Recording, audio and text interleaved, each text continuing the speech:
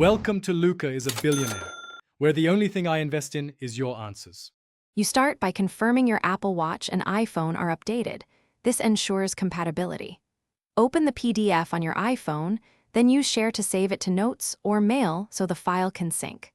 Once done, make sure the note or message is accessible in the same Apple ID.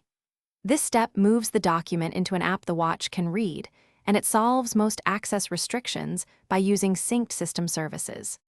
Now, on your Apple Watch, open the companion app where you save the PDF, usually Notes or Mail. Find the synced note or message and tap the attachment to load the PDF viewer. Loading can take a few seconds depending on size. Use the digital crown or swipe gestures to scroll through pages and pinch to zoom if supported. Make sure your watch stays near the iPhone during initial sync so the content finishes downloading and displays correctly. Finish by using a long press or force touch on the open PDF to reveal actions like Save or Open In, which helps if you want offline access. If the file is large, compress it on your iPhone before sending so the watch can render it faster.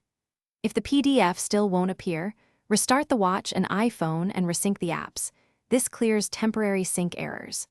That reboot/resync is the key troubleshooting tip when attachments fail to show.